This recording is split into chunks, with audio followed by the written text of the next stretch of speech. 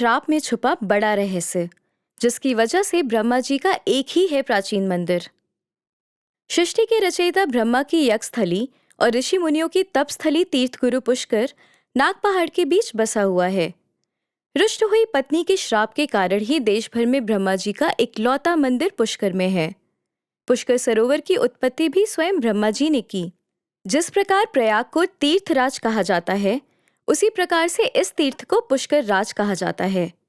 ज्येष्ठ पुष्कर के देवता ब्रह्मा जी, मध्य पुष्कर के देवता भगवान विष्णु और कनिष्क पुष्कर के देवता रुद्र हैं। यह तीनों पुष्कर ब्रह्मा जी के कमल पुष्प से बने हैं।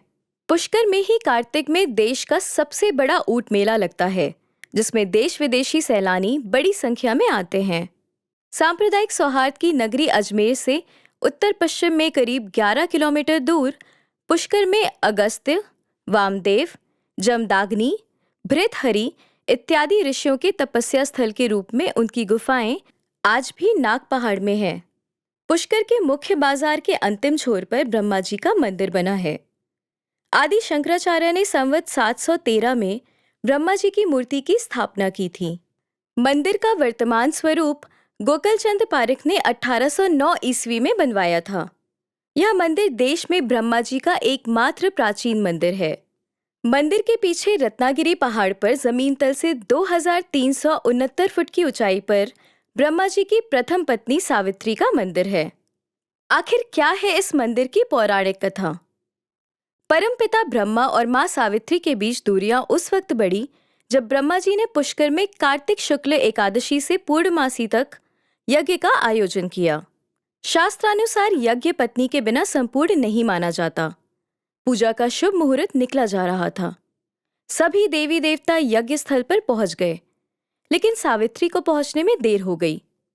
कहते हैं कि जब शुभ मुहूर्त निकलने लगा, तब कोई उपाय ना देखकर ब्रह्मा जी ने नंदिनी गाय के मुख से गायत्री को प्रकट किया और उनसे विवाह कर यज्ञ पूरा किया।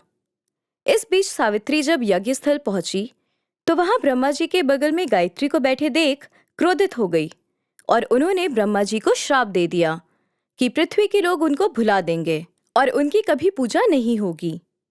किंतु जब देवताओं की प्रार्थना पर वो पिघल गईं और कहा कि ब्रह्मा जी केवल पुष्कर में ही पूजे जाएंगे।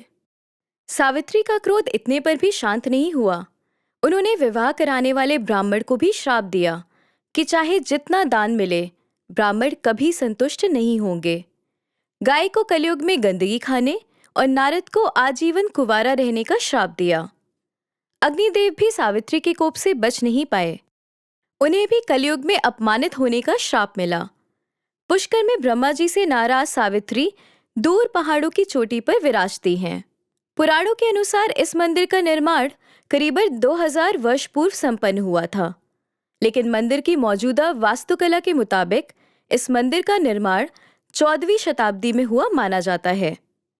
पुष्कर को मंदिर की नगरी भी कहा जाता है, लेकिन औरंगजेब के शासन के दौरान यहाँ अमूमन हिंदू मंदिरों को नष्ट कर दिया गया। लेकिन आज भी पुष्कर झील के किनारे ब्रह्मा मंदिर और अन्य मंदिर ज्यों के त्यों स्थित हैं।